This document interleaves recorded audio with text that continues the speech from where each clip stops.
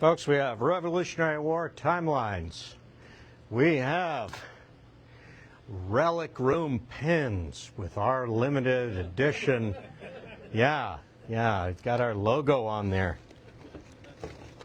And if you're sticking your grandkids' artwork to your refrigerator like I am, you can do it with the South Carolina Confederate Relic Room and Military Museum magnet. So these were put in my hands on the way out, and the fewer I have to carry away, the better. And we'll give it about another minute. Okay. All right. Noah's Ark, folks. The door is shutting. All right. Have fun. Thank you. I think so. Okay. All right. Enjoy. Thank you. Well, folks, thank you for donating a lunch hour to History Today. I'm Joe Long. I'm the Curator of Education of the South Carolina Confederate Relic Room and Military Museum, a couple of blocks away. And we do hope that you'll come and visit us. We still have our War with No Front Lines, South Carolinians in Vietnam exhibit up. I personally hope we're going to extend it for a while, but please don't count on that. Please come and see it this summer, as well as our main gallery full of cool stuff.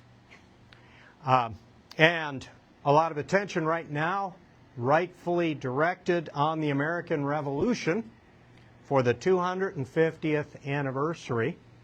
And we are almost on top of the anniversary, June 17th, of the Battle of Bunker Hill.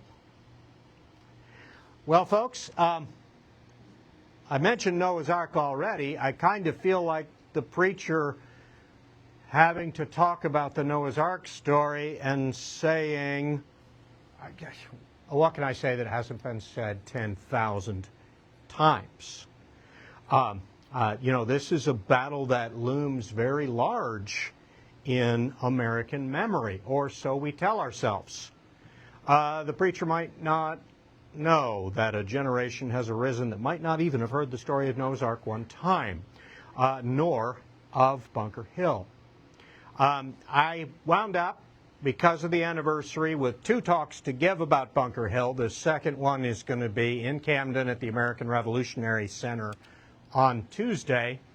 And I have promised more of a tactical evaluation there.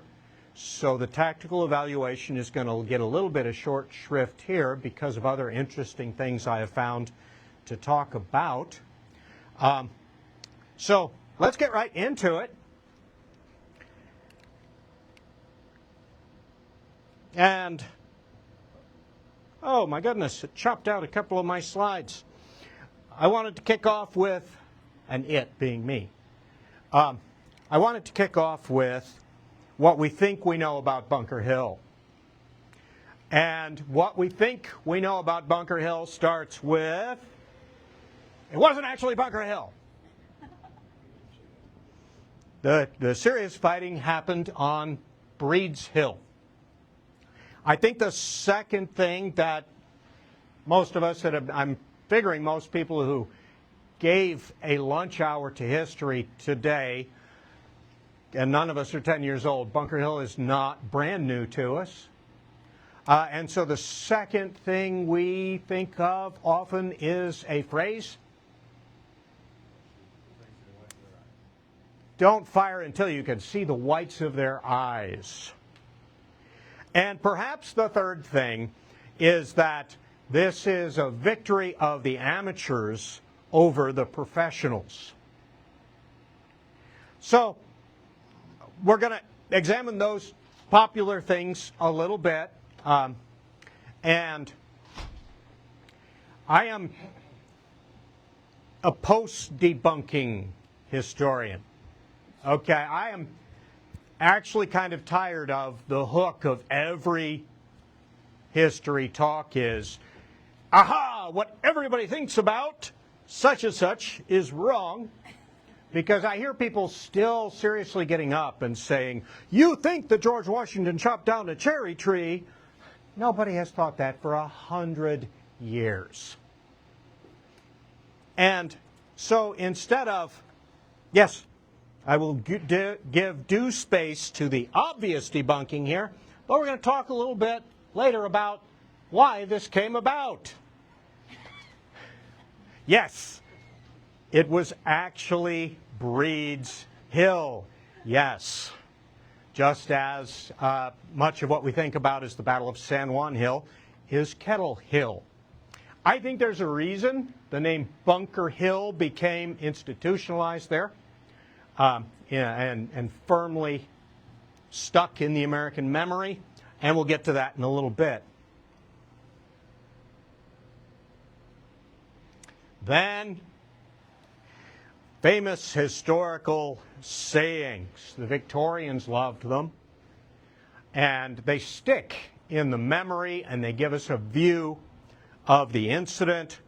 And so, I want to make my name for myself by vandalizing some part of the past crowd, has to launch themselves upon, well, nobody said that, or the guy you think said it didn't. Tracing the saying, don't fire until you see the whites of their eyes, generally attributed to Israel Putnam. But who attributed it to Israel Putnam but the notorious Parson Weems? How many people recognize the name Parson Weems? Parson Weems, an early and enthusiastic nationalistic historian, and he is responsible single-handedly, as far as we know, for the Washington cut down the cherry tree myth. Okay, so he did not always let the truth get in the way of a good story. But sometimes the good story was true. He is not the only one who quoted Israel Putnam as saying that, and many of the debunkers have gone in the direction of, well, Weems says he said it, so it must not be so. And that's a trap. Colonel Prescott, answering to Israel Putnam, is also quoted as saying, don't fire until you see the whites of their eyes. Well, numerous veterans' accounts attribute this order to various people and this saying to various people that day. And one of the debunking claims has been, well, they had already read Parson Weems and they were editing their own memories to be closer to the famous quote. And that's why they said it. It really looks like, first of all, that many veterans telling this story, and all of them giving a variation of the order, don't fire until you have a clear target as the enemy gets close, because we do not have very much gunpowder, so there's a why here. It's not just a, inspiring saying. There's a why here. We don't have very much gunpowder. The militia will start the battle that day with 15 rounds. It's not a lot, even when the muskets are firing them fairly slowly. But there's something else going on. That quote does come from earlier and later. Frederick the Great. In the memoirs of Frederick the Great was the instruction that he had given to troops, don't fire until you see the whites of their eyes. Officers, upper-class people, were very likely to have read the memoirs of Frederick the Great. He's probably being quoted by people on the spot, including Putnam, including Prescott. The most famous usage is going to come about during the rematch at the Battle of New Orleans. Andrew Jackson almost certainly did not read the memoirs of Frederick the Great. He has heard the stories of Bunker Hill, and it's a pretty good expression. It's pretty effective.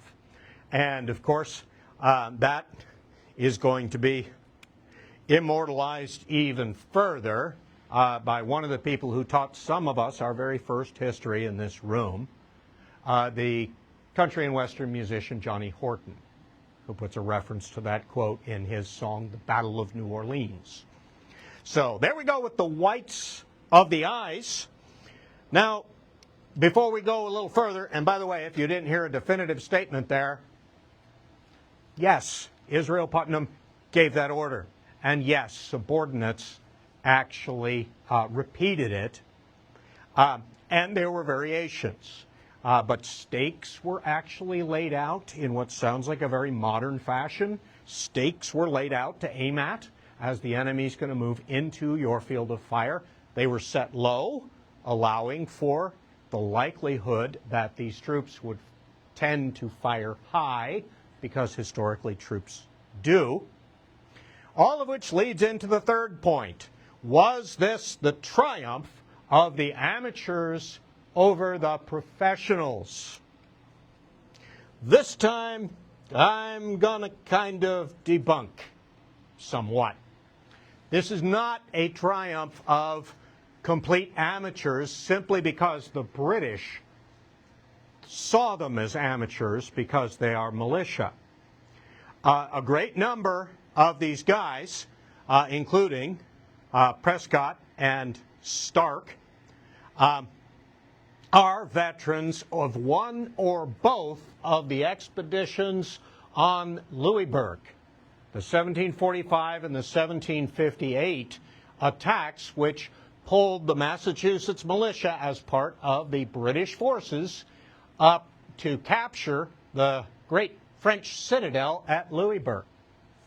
By the way, the second capture in 1858, very significant historic event, and something that really fed into the growing disillusion of the Massachusetts colonists with the mother country, because we helped them capture the French-Canadian Catholic citadel of Louisburg, and they gave it back. And not only did they give it back to the French, but they declared a policy of religious toleration, which would include having Roman Catholic bishops on the continent of North America.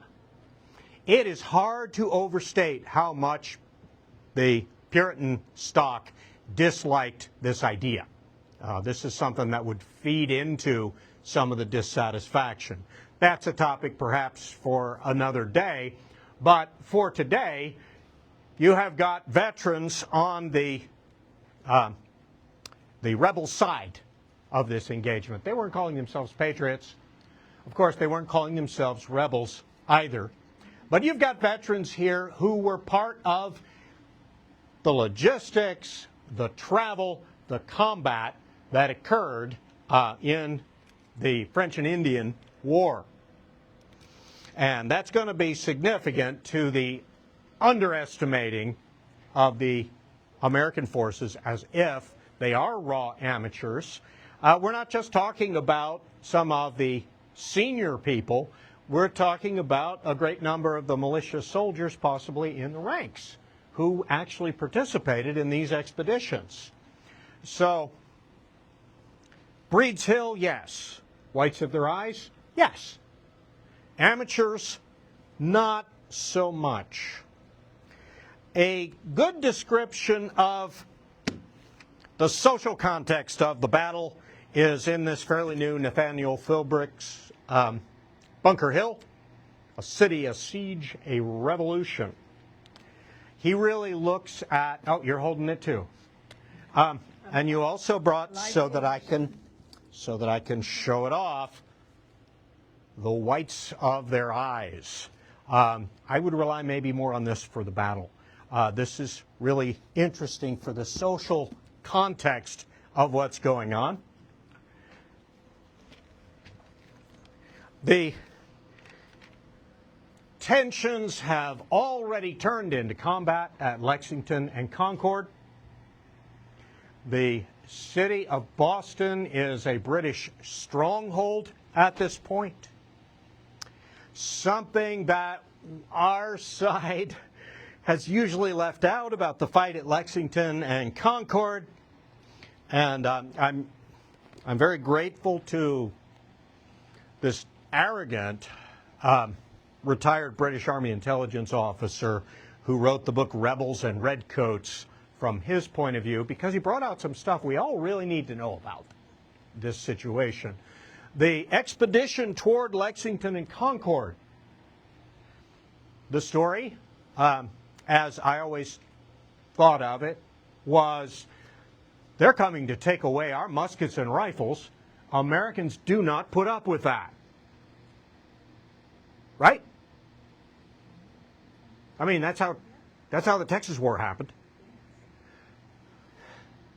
The trouble is, what was actually at issue included some large siege artillery pieces, apparently acquired from the French.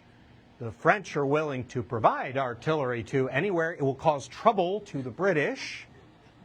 These artillery pieces were part of the major context of the British commander feeling he had to order his men out there in order to make that expedition and get them. And yes, the other things that we've heard about Lexington and Concord are primarily accurate, as were the shots fired by the American marksmen. But artillery is also going to be a background to this whole context at Bunker Hill, even though artillery isn't largely used in the battle. You see, the worry the British had about those big artillery siege guns was that they could be used to bombard Boston or New York. Probably Boston. Now, once more, in the development of the whole situation around Bunker Hill is the concern who's going to control, this time, the heights on which artillery can be placed. That's going to be really important, even though you're not going to see a lot of artillery in the battle. While the development of the situation is going on and the battle is being fought, we've got an expedition going to Fort Ticonderoga to seize the artillery there and make it part of our side's assets from then on. And that artillery, once seized, is going to be brought down to Boston. Whoever controls the heights at that point is going to be able to control the city itself. So Boston has grown at that point. The tensions are the city is held by the Crown forces. Surrounding the city are the militia who have been called up from the New England states. The militia are not declaring themselves at this point to be for independence. We're a year before the Declaration of Independence at this point, and they actually prominently display the Union Jack flag, which the other side feels is hypocritical and a total insult, and which they are putting up to say, all we want are the rights of Englishmen. And there's a pattern in the early stages often of rebellions against kings. No, we love the king. He's a great guy. The king has wicked advisors who are lying to him, and he would be on our side if we could only communicate directly with him. That is, usually an early stage in these things. And so our side does not see ourselves as the rebels, far from it. On the other side,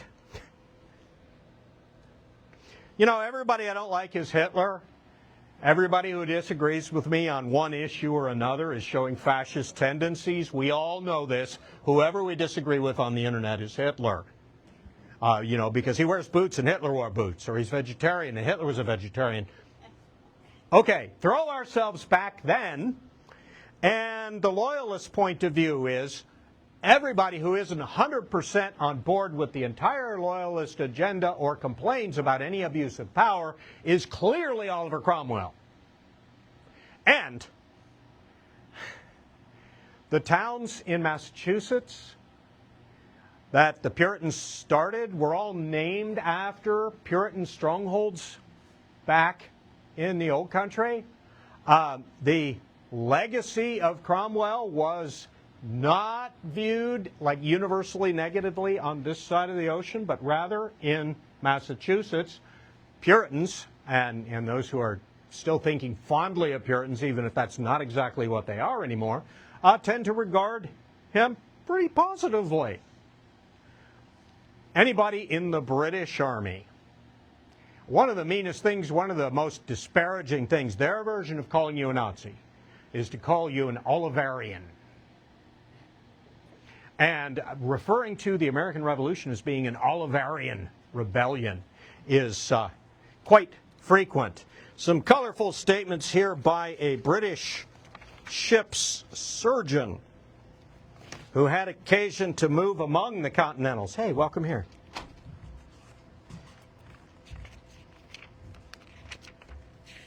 If I can find it swiftly enough.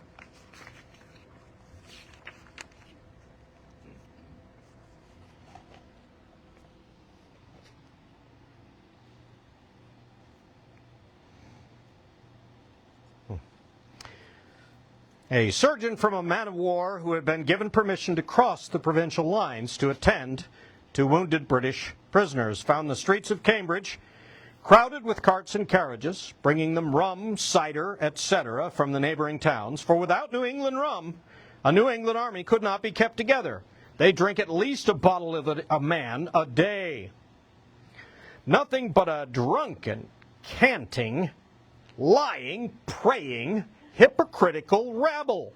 Without order, subjection, discipline, or cleanliness, they must fall to pieces of themselves within the course of 3 months. They are the descendants of Oliver Cromwell's army, who truly inherit the spirit which was the occasion of so much bloodshed in England.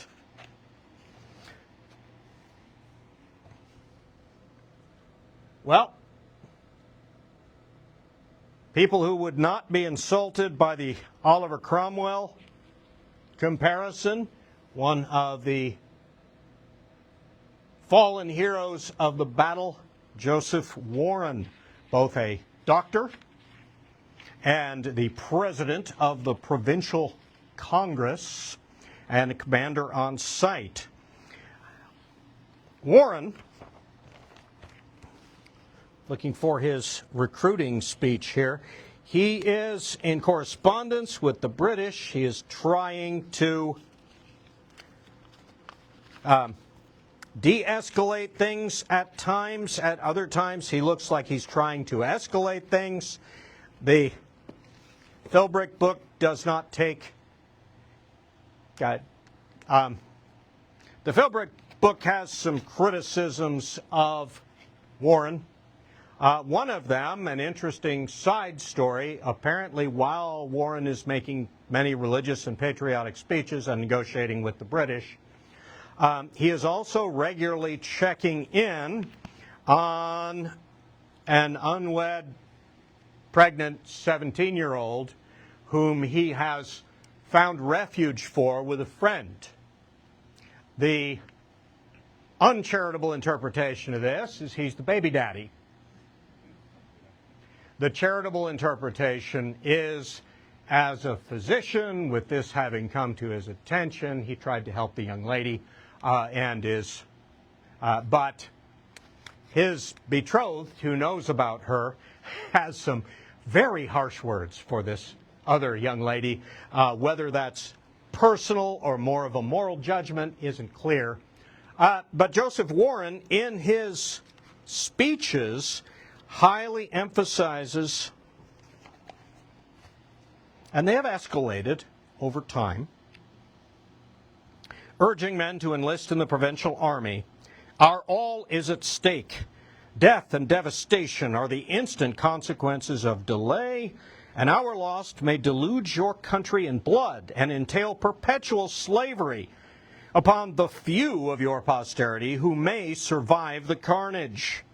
We beg and entreat, as you will answer to your country, to your own consciences, and above all, as you will answer to God himself, that you will hasten and encourage by all possible means the enlistment of men to form the army and send them forward to headquarters at Cambridge. So, he's a young man, he's fiery in his expressions, and he sees this as a heavily faith-based movement against British oppression. The statue at the Bunker Hill Monument Colonel William Prescott. I've used a lot of time. And here's the rather grumpy and very decisive Israel Putnam, another leader going to be prominent on our side at Bunker Hill.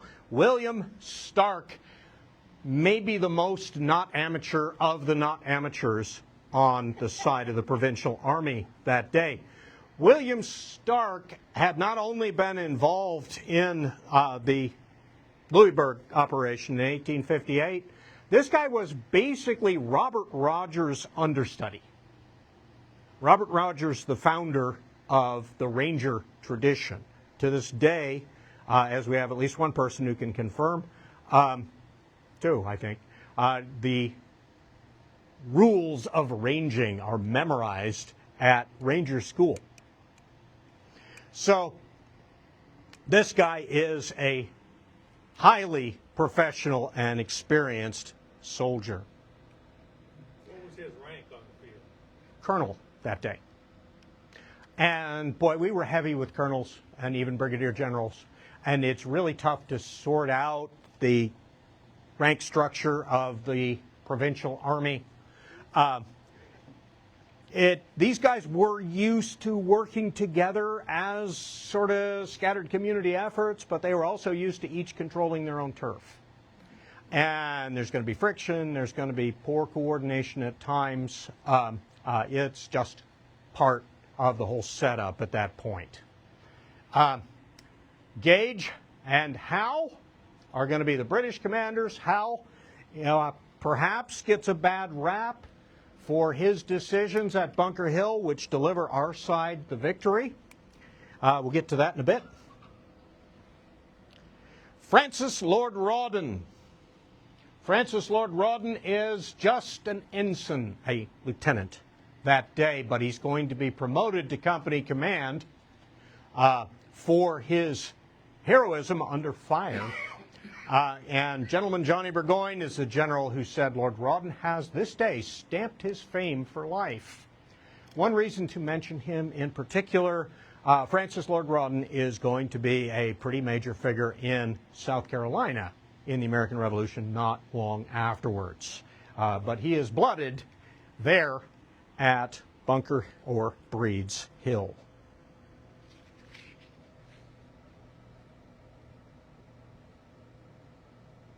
Yes, Breed's Hill. Here is Breed's Hill. Here is Boston. So, Bunker Hill is actually the fallback fighting positions here that the Continentals have prepared, but the real fighting is going to happen right there. And it began with taking initiative and moving in to hold and fortify the high ground. The first work done was done with spades. And this is another case in which the British attitude that we're just going to be able to blow through these guys because they are a mob, they are a rabble. Mobs do not effectively fortify. They do not lay out effective fighting positions. They don't look to the flank, which is very much going to be done. And the setup before the fighting begins here. So again, Boston this way. I borrowed these maps, which are public domain, but the other guy probably borrowed them too. A fun, short analysis of this battle is by an anonymous military blogger. His nom de Sebert is Angry Staff Officer, so he won my heart over almost immediately. But General Howe is, as it says, has an intended envelopment here. There's going to be an assault on Breed's Hill, an attempt to just sweep around it. So, fairly simple plan supported by naval gunfire. the guns that the British land, they land some 6-pounders and some 12-pounders to support the assault. And one of the embarrassing logistical things that happens on the Redcoat side is the 6-pounder commander gets his batteries into position. He's ready to go. It is at this point that he learns that he has brought along 12-pounder ammunition. Not too useful in the 6-pounder. And this is primarily going to be a smoothbore musket fight. The ships are out there. They are attempting to provide artillery support, naval gunfire support, but they're not going to be incredibly effective. It's not a complex battle.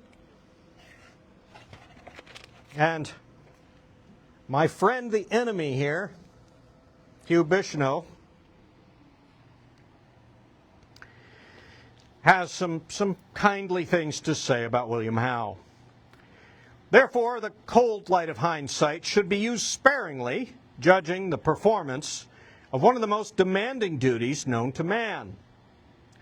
The commander of the assaults on Breed's Hill, generally regarded as among the most bull-headed operations in military history, was the intelligent and competent William Howe.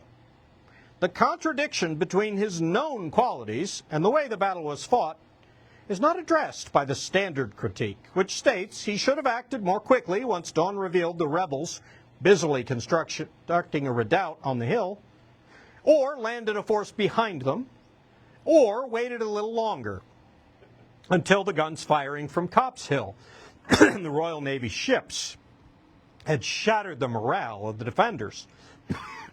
He was perfectly aware of these options. He chose to reject them. Howe was seeking by a single, almost theatrical act to restore the prestige of British arms, frittered away by Gage, Lexington Concord, and to convince the rebels they could not stand against the regulars. Well, is this nonsensical?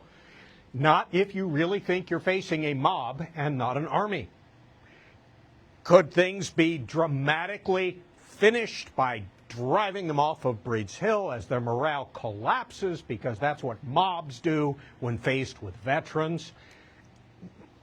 It's not an irrational assessment. The thing is, he bet the farm on it. And the results are going to be exceedingly bloody.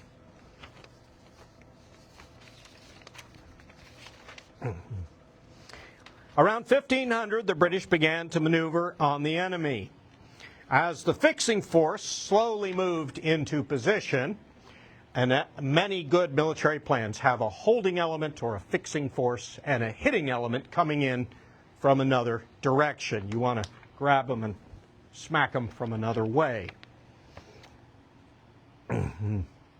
The assault force rounded the corner of the beach and were surprised to find fighting positions blocking their route. That little line of X's right there that the intended envelopment slams into. Due to the terrain, they could only deploy 15 men abreast, in ranks 20 deep, which negated their numerical superiority. Channeled, the first company was wiped out in the first 2 Patriot volleys. The second company assaulted and made it only yards further before they were given the same treatment. Stark's defense in depth caught each company in turn as the Redcoats assaulted over piles of their comrades. In a period of 10 minutes, the British lost 96 men killed and dozens wounded. The assault force had been decisively defeated. Well, just like at Fredericksburg, the hitting element was not going to be able to do its job, and the stubborn part is to continue to keep trying with the fixing force against the strongest of the defenses. And this is where one of the things that has been in contention is American firepower, because our beloved national myth, and in myth I do not mean necessarily something false, but something inspiring that we cling to, is American marksmanship rocks. And it is the victory of the great American marksman? Well, approximately 2% of the rounds fired by the colonial militia apparently take effect. On the other hand, the normal ratio of European weapons at the time, and even in 1813, the British are going to get, in one of the Napoleonic battles, it's calculated they had a 0.13%. 0.13% hit rate. So these guys were marksmen. They are marksmen using a smoothbore weapon. Apparently a little rhyme sometimes recited involving the smoothbore musket was, the first shot went high, the second went low, but where the hell did the other one go? It was not the best of weapons, but in many cases it was the weapon they fed their families with. And disciplined and accurate American fire, it was meant as a criticism when somebody wrote that each platoon commander gave his men freedom to fire at will and was too busy using his own musket to pay attention to what they were doing. Yeah, that's not advanced military leadership, to say the least, but in a defensive situation like this, it was working just fine. And we heard the devastating effect of American fire here, so there's no reason to be busy debunking the myth of, no, these guys brought their own weapons, a wide variety of them, captured from the French or bought from wherever, and they used them very effectively indeed. The British are going to, the task force part is reduced to half its size with 268 men dead, over 800 wounded. His flank companies and Marines, those are the ones that hit the barricade there and take it the very worst, and they're the most elite troops he has. In addition, he's going to lose nearly 100 officers, 25% of the British officers in North America at the time. 1/4 of the British officers in North America are taken out at the Battle of Bunker Hill. Again, our friend Hugh does not want any disparagement put upon these guys. Although the rebels, no doubt, included many excellent marksmen, they held their fire until they could see the whites of their eyes, by which time the British officers would have been behind their troops with the NCO file closers. After the first volley, there was little chance of deliberate fire on the smoke-shrouded black powder battlefield, particularly on a still and oppressively hot day.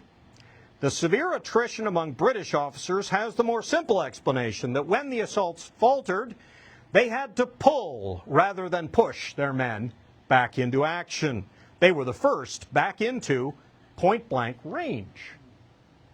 Well, there's something to this. This is how the British officer was trained to lead, and it certainly sounds like the exploits of Francis Rawdon on that day. So we're not seeing a huge difference as the days continue. By the way, this is a great depiction to me. There's been a lot of artwork inspired over the years by Bunker Hill. Second attack does not look drastically different, does it? If the plan didn't work, do the same thing harder has failed for many of us in our lives, yes? The final attack, the surge that brings the British finally where they desperately want to be, which is bayonet range. Well, most of the ones on our side that day, the provincial forces do not have bayonets at all. And they have inflicted very heavy casualties, but with great tactical control right on the ground, there's no operational control. There's no field commander. And reinforcements are not coming to help them.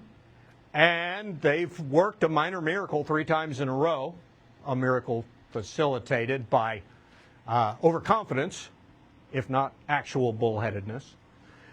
And yeah, they're done.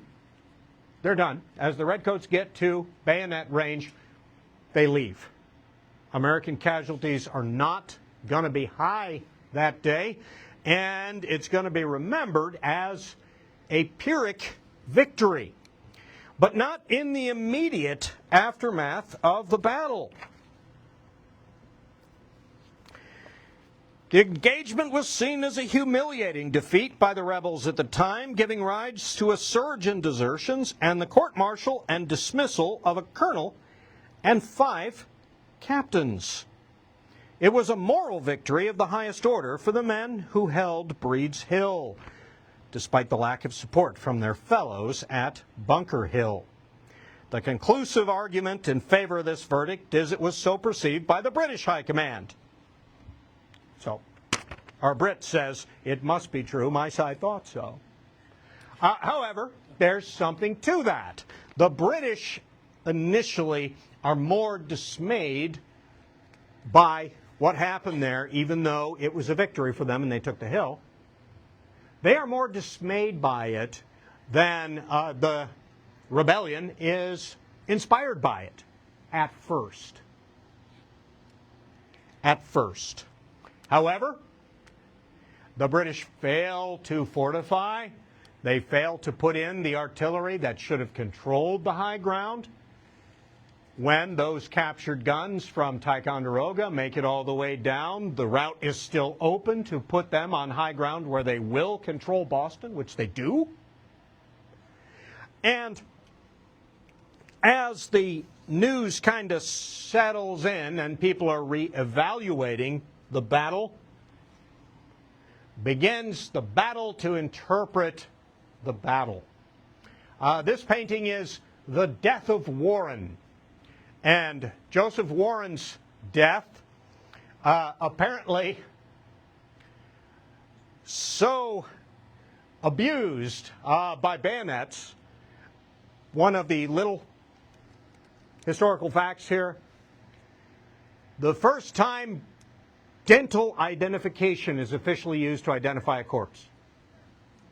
Paul Revere does the dental identification because apparently he knew the dental work on Joseph Warren. And Warren is going to be considered the great martyr of the battle. Warren is also a really potential founding father taken out before he can have a major effect. Remember, he was the president of the Provincial Congress in Massachusetts. He was a rising star and capable of great eloquence, capable of nuance and diplomacy when he's trying to deal with the British. But Dr. Joseph Warren is not going to be a factor after Bunker Hill, as it was immediately called, except in his legacy. But in the background you see an officer of the British holding a banner high. That's a depiction of Francis Lord Rawdon, who comes out of this battle covered with glory and bound for promotion and a significant role in South Carolina. So, Patriot leaders, including Paul Revere, who did this engraving, Patriot leaders are going to begin to, I don't want to say spin, because propaganda and interpretation, they're part of war. They're a legitimate part of war, and our side wants to emphasize we had some poor coordination and mistakes were made. Officers who had been put in place turned out not to be all that. That is not an infrequent experience right at the outset. Not even for a nation that's been going for a couple hundred years, but people were appointed in peacetime who turn out not to have what it takes under fire. Yes, the Army needs organization, and shortly after this, we're going to have a national commander of the Army become official, and that's going to be none other than George Washington.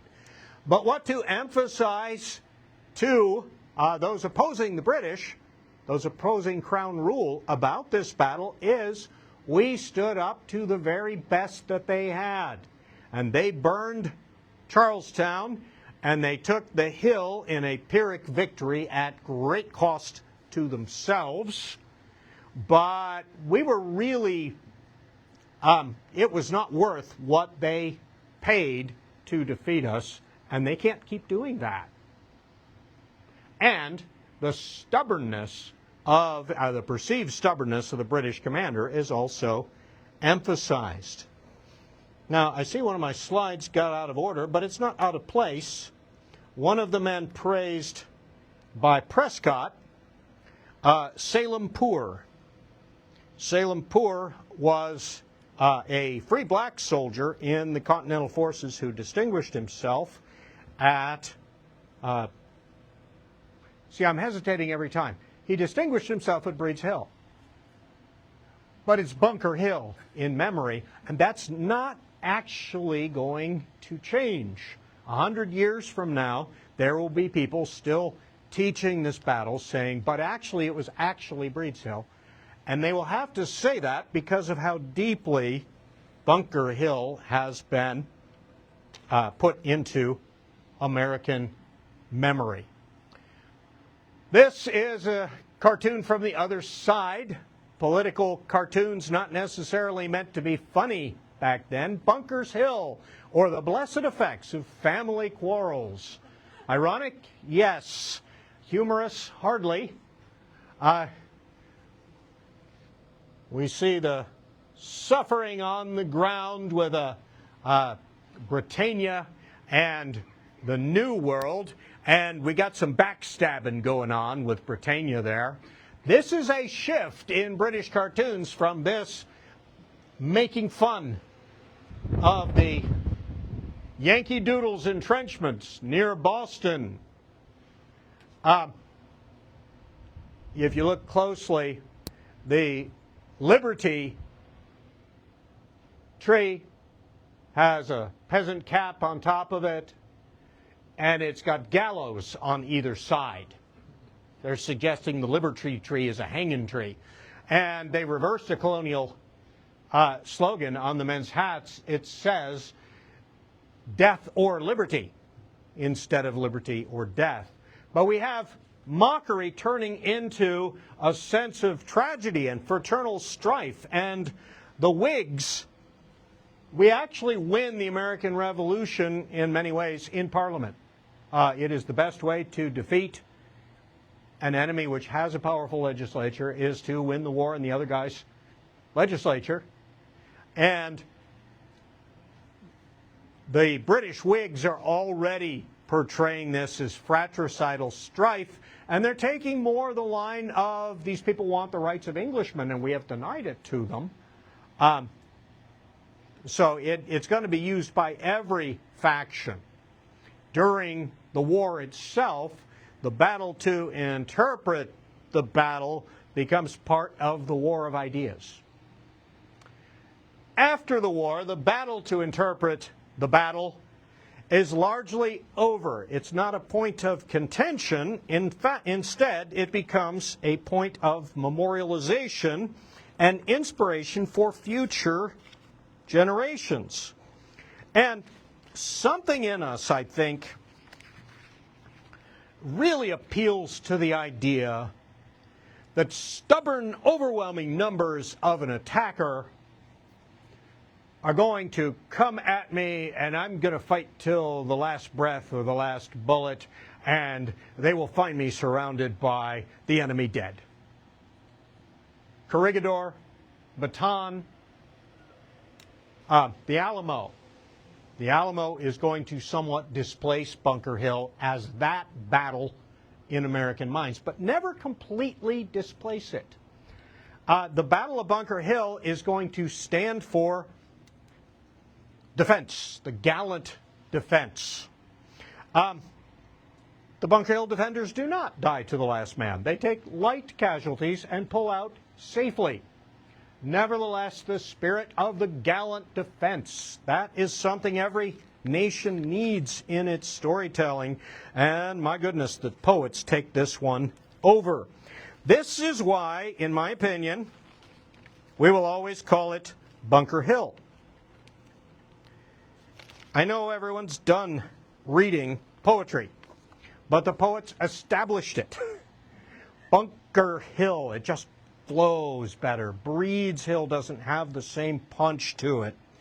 And if you'll indulge me, just a few verses. The Battle of Bunker Hill by F.S. Cozzens is in living memory of the battle.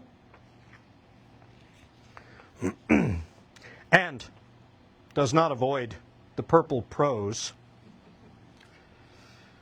Beneath us lay the sleeping town, around us frowned the fleet. But the pulse of free men, not of slaves, within our bosoms beat, and every heart rose high with hope as fearlessly we said, we will be numbered with the free, or numbered with the dead. Up with the pine tree banner, our gallant Prescott stands amid the plunging shells and shots, and plants it with his hands. Up with a shout, for Putnam comes upon his reeking bay.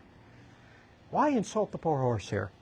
With bloody spur and foaming bit in haste to join the fray. But thou whose soul is glowing in the summer of thy years, unvanquishable Warren, thou, the youngest of thy peers, wert born and bred and shaped and made to act a patriot's part, and dear to us thy presence is as heart's blood to a heart. And now they're forming at the point, and now the lines advance. We see beneath the sultry sun their polished bayonets glance. We hear anear the throbbing drum, the bugle challenge ring, quick bursts and loud the flashing cloud, and rolls from wing to wing. And so we waited till we saw, at scarce 10 rifles' length, the old vindictive Saxon spite in all its stubborn strength. When sudden flash on flash around the jagged rampart burst from every gun the livid light upon the foe accursed. Then quailed a monarch's might before a freeborn people's ire. Then drank the sward the veteran's life, where swept the yeoman's fire. Ferocious stuff. I skipped a lot. Oliver Wendell Holmes. You'll enjoy this one if you look it up at home. Grandmother's story of Bunker Hill battle as she saw it from the belfry. Just a favorite bit there. When a figure tall and stately rode round the rampart strode sedately, it was Prescott, one since told me. He commanded on the hill. Every woman's heart grew bigger when we saw his manly figure, with the banyan buckled round it, standing up so straight and tall, like a gentleman of leisure who is strolling out for pleasure. Through the storms of shells and cannon shot he walked around the wall. Interestingly, Holmes chooses to put two characters in his poem, the grandmother, at the time a teenage girl, and she's telling it to her grandchildren, and an older man who is one-legged, who is standing with the group of girls watching the battle, and he's providing commentary because he's a Louisburg veteran. And we looked, poor timid creatures, on the rough old soldier's features, our lips afraid to question, but he knew what we would ask. Not sure, he said. Keep quiet. Once more, I guess they'll try it. Here's damnation to the cutthroats. Then he handed me his flask, saying, Gal, you're looking shaky. Have a drop of old Jamaica. I'm afraid there'll be more trouble afore this job is done. So I took one scorching swallow. Dreadful faint I felt and hollow, standing there from early morning when the firing was begun. Look that one up. It's glorious fun and includes a love poem, an elegiac poem composed on the never-to-be-forgotten terrible bloody battle fought in an entrenchment on Bunker Hill. A horrid fight there happed of late. 'Twas on June 17, where a great number met their fate in fighting on the green. We won't do any more of that one.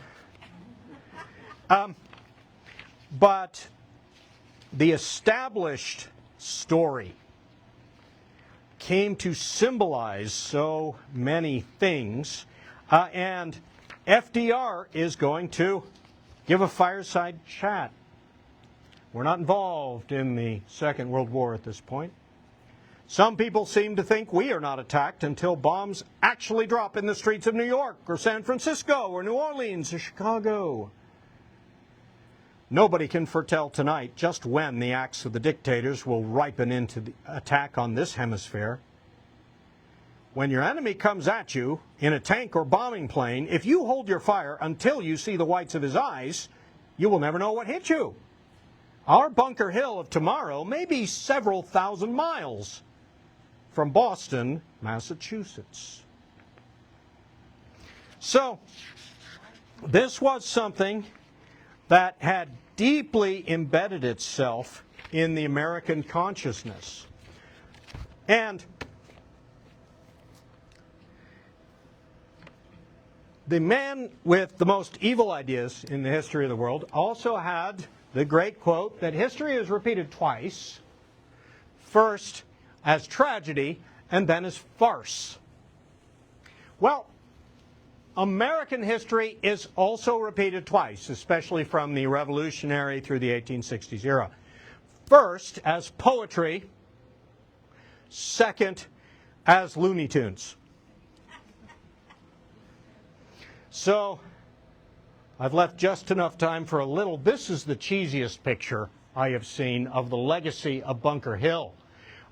This art says Bunker Hill at the bottom. And we see two children, and we've got the lined up British soldiers.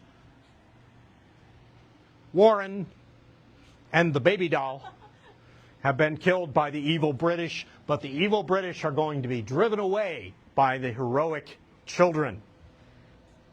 More serious monumentation, that you see the monument in the middle of that picture in Boston, and the stark figure there, no pun intended. But eventually we get Sunday comics, and then that wonderful work of American inspiration, Bunker Hill Bunny. Anybody else remember now that they're seeing it? Does it bring back something from your childhood? This is a tale of two fortifications. Yosemite Sam, in this case, is a Hessian. And Bugs Bunny, of course, is the patriot, still showing the indomitable American spirit and still showing that our enemies are nothing but stubborn aggression with no nuance to it. So the story resounds. Would it sound as good as Breed's Hill Bunny? I don't think so. I think that name has become solidified for aesthetic reasons more than anything else. And not just... Bunnies do breed, though. Bunnies do breed, and that would make it a whole different joke. That's the trouble. That's the whole trouble, yeah. Whereas a bunker is associated with, something strong and defensive. But yeah, you're absolutely right about that. Finally, one of the serious gallant legacies, CV-17, American aircraft carriers of the Second World War were named after either previous distinguished ships of the U.S. Navy, like the USS Enterprise, or after great battles of American history. So you see there, during the era when a highly patriotic Walt Disney Corporation was providing its own trademark characters as mascots for American units. So we have not only Bugs Bunny, but Donald Duck associated with CV-17, the Bunker Hill, and the guided missile cruiser, CG-62, the USS Bunker Hill. So that was a digression into folk memory for much of this talk. The battle itself at Bunker Hill is fascinating, but it's also pretty straightforward and simple, because the British plan was based on we could just run them straight over. For the entire rest of the war, the memory that we can't, and we lost 25% of our officers on the entire continent in one day by trying to, is going to slow down British aggression and make them think twice and give a little room for maneuvering that was desperately needed on the continental side, which did have its share of amateurs out there. So that's going to be an important immediate legacy of Bunker Hill, Breeds Hill. A long-term legacy of Bunker Hill is going to be the inspiration that it gives to future generations who are learning about it. So, cheesy as the picture of two children with toy guns and toy soldiers may be, it behooves us to make sure that the next generation hears some of the stories of heroism there before they get straight into, it was really Breeds Hill, and did anyone really say whites of their eyes? Thank you all for putting up with me today. Interesting topic to me, and I got more to learn about it. And since you might too, these are both great. And I'm not checking them out. I'm leaving them here. Oh. For somebody else to. Terrific. Yeah. Thank you for doing so. And I also commend to you the Oliver Wendell Holmes poem about the grandmother's memories of Bunker Hill. It has enough adventure and flair in it without being complete jingoism like many of the rest of those poems about Bunker Hill are. It really manages to be storytelling without cheesy and no spoilers of how it turns out. Thank you all for spending an hour with history today. Remember, we've got timelines, pens, and magnets, and I've used up all my time because I'm not confident enough to really take questions on this presentation yet. But does anyone have one, including the director? This one's easy. When was the film about Thomas? I was just curious. Let me check. That's pretty recent, isn't It's a very recent one, yes. it? He's a good narrator. Excuse me. Yeah, He's a good storyteller. yeah, and that makes such a difference. I'm just curious. Nope. It's been out for more than 10 years. Copyright 2013. I thought it was newer than that, too. Joe, you said one of the mistakes the British made was not occupying Bunker Breeds Hill. Mm-hmm. I should know this. Remind me, Dorchester Heights, south of Boston? Or was it north? No, it's north of Boston. And that is where, That's where Knox's guns went from right, Ticonderoga. exactly. And, that's going to dominate the area. Or after? Oh, after this. After. this. Oh, Yeah, they arrived afterwards. So the British not only had a Pyrrhic victory, they did not exploit the fruits of their Pyrrhic victory. So, that you can certainly lay at their feet as being not super competent in that particular case. They're going to be bottled up in Boston at this point until they leave the next year. They're going to leave Boston the next year, and that's it for them. So. Was there ever a battle at Bunker Hill? Was there ever a battle at Bunker Hill? Well, the American Indians were there for a long time. They might have fought there, and we never know what can happen in the future. But let us hope that it remains a place with a monument on it next to Breeds Hill, where the actual battle was fought. Is there a distance that would equate to the white of their eyes? Everybody pretty much agrees that that's an exaggeration. That they actually fired, one of them said at 10 rifles lengths, It was less than that, I believe. which that's point blank. That's very close. So when we talk about, he's praising their marksmanship ahead of time, and I think it was Putnam that said, we know you all can take a squirrel from the tallest tree, therefore this should be easy.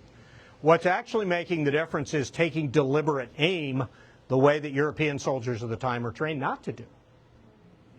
Because if you do aim, you're going to hit at that range. Joe, why didn't the British fortify? What kept them? Were they reeling from like the half loss, or? I think so, but there was also confusion at the high command. Gage is going to get relieved pretty quickly, and he's in charge. And they quickly focus, I guess, on other fish to fry. I don't know whose fault that is. Bichonneau's book would probably be the one to look in. And he just has a sarcastic turn of phrase that's amazing when he goes after somebody.